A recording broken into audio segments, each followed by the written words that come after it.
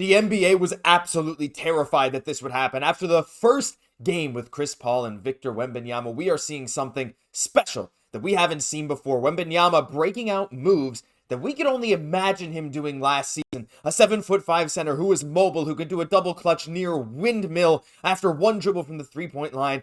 What he has shown, not only offensively, but defensively as well in this first preseason game alongside Chris Paul, has fans from every single team absolutely clamoring and trembling in their boots, waiting to see what Victor is going to do next. We're going to get into all of this coming up in this video, but we also got to discuss some wild trade proposals coming from Bleacher Report that sends Keldon Johnson to the Portland Trail Blazers, and another one that ships out Devin Vassell. We're going to look into all this coming up on this episode of Spurs Digest. But guys, I just want to ask you guys to hit the subscribe button again, but we passed 1,000. We are doing so good, but the next big goal is 2,000, and we're not that far away, and still, well over 80% of you watching this video are not subscribed. So if you want to do us a solid, help us reach that goal of 2K, we'd really appreciate it. But we're not gonna hesitate. We're gonna get right into this video, and I wanted to go to this article that was posted on Bleacher Report, and it will be linked down below for those of you that want to go have a read through it, and I suggest you do. It goes through every single team and 3 people that they should have on their radar in terms of trades. Now, the actual Spurs section of this was interesting, and there was a player there that maybe we'll talk about in a future video, we'll see, but there was a couple other ones that I wanted to highlight in this video. So we're going to start with the Atlanta Hawks. Now, they were the first team discussed in this article, Atlanta, the first team, and as you can see here in the picture, they have Devin Vassell. Now, what would cause the Spurs to ship another talented young guard to the Atlanta Hawks? Well, Bleacher Report says, hey, if they want to trade Tre Young, the Spurs have all the first-round picks to make this happen. Devin Vassell would help match salary, but his offensive skills would pair nicely in the backcourt with a defensive guy in Dyson Daniels. Young for Vassell, more matching salary, and several first-rounders could reposition the Hawks for a quick rebuild. Now, I'm not going to spend too much time on this because I think you guys are sick of seeing Tre Young to San Antonio rumors, and this right here, Devin Vassell for Tre Young, is just a Tre Young trade talk in disguise right now. Well, is it even in disguise? I don't even know. I'm not going to harp on this too long. The Spurs and Hawks, they have at least on the Spurs side, a pretty good trade relationship considering how many picks the Spurs got out of the Hawks, and they're still going to have great picks for many years to come as Wemby and as the Spurs grow into themselves as a team. Yes, this would make sense from the Hawks' perspective, but they would want a lot of first-round picks alongside Vassell because Tre Young, as much as we don't really like him, don't necessarily see him as a fit in San Antonio for what they'd be asking. Vassell, I think, would fit over there, but hey, who knows, though? After seeing Chris Paul in San Antonio, what he's doing with Wemby, you got to imagine someone like Tre Young could maybe do the same, but Paul's value goes well beyond just that, and we still have a full season to see, so not going to dwell on this one too long because I just don't see this happening. I don't see the Hawks trading Tre Young to the Spurs, not right now at the very least. But I want to move on to another maybe more interesting one. And this one's talking more about the Portland Trail Blazers. Now, they mention other guys like Michael Porter Jr. and John Collins. They're desirable, or, maybe you just want the picks that come along with them.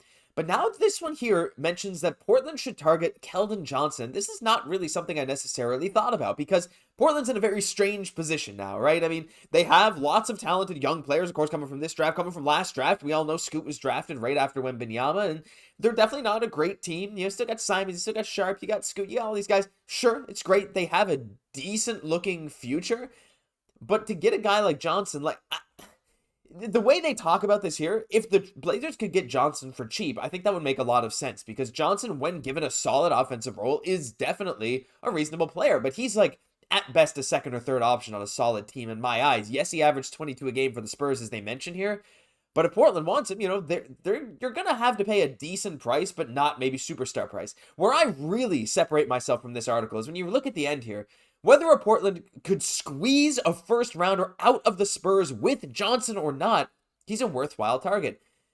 You're not going to squeeze an extra first out of the Spurs just to get Keldon Johnson. The Spurs, yes, I know that not every Spurs fan sees Johnson as one of these long-term guys to keep, but I feel like I'm higher on him than I think most people are. I want to hear your guys' opinion right now about Keldon Johnson down below. Would you package a first along with him? I mean, I guess it depends on the return from the Blazers. If they're going to give a talented young player, which I don't think they would, for Keldon Johnson, yeah, maybe we could give a first. But in general, Keldon Johnson, he shouldn't be in that talk of let's put a first along with him to ship him out. I don't know. Maybe I'm off base here, but I'd love to hear your thoughts down below. But I'm going to get right into what we've all been waiting for because this is the interesting part of the video.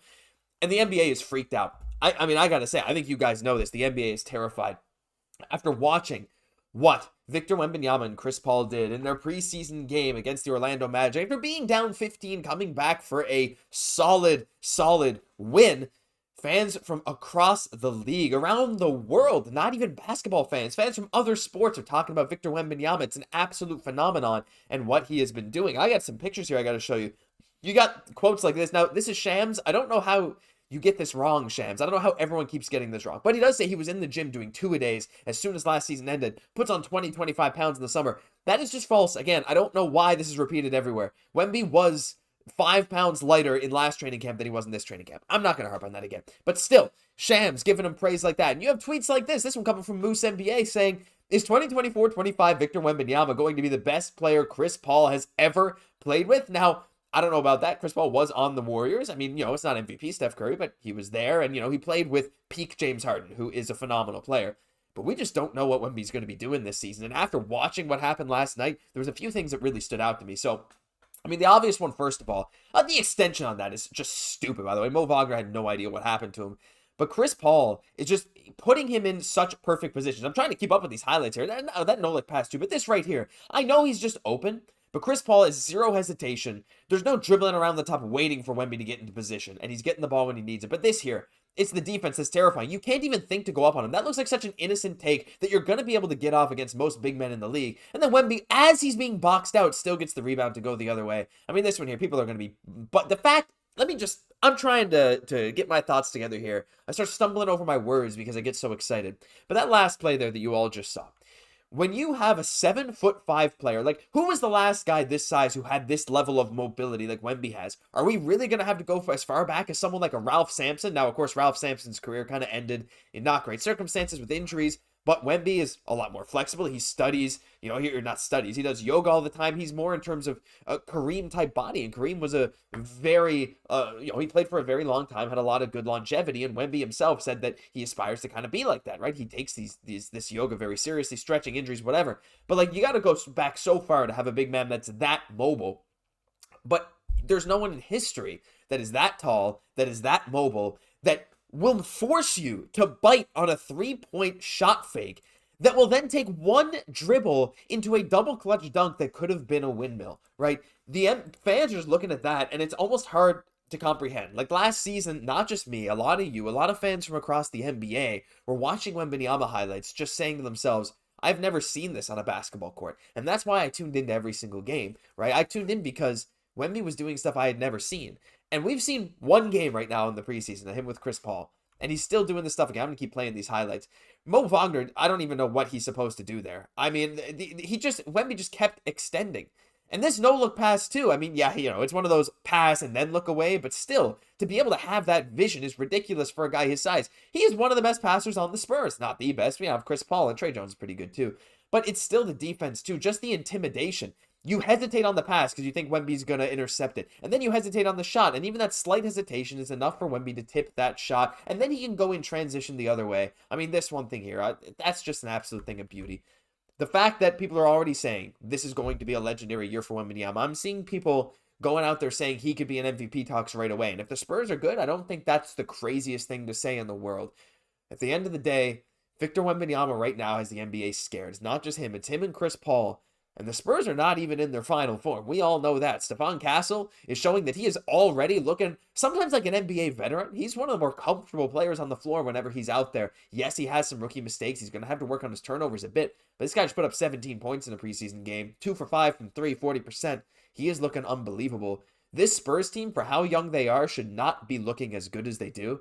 And that is one of the main reasons the NBA is freaked out. But I'd love to hear your guys' thoughts on all this stuff down below. Let us know your thoughts on Wemby, your thoughts on the trades at the start of this video, and all of the other wonderful stuff that we have going on this channel, because that'll do it for this episode of Spurs Digest. If you enjoyed, leave a like, comment, and subscribe to the channel if you haven't already. We're going for 2,000. It's not that far away, and we really appreciate your help. I've been your host, Josh Gosse, and I'll catch you in the next one.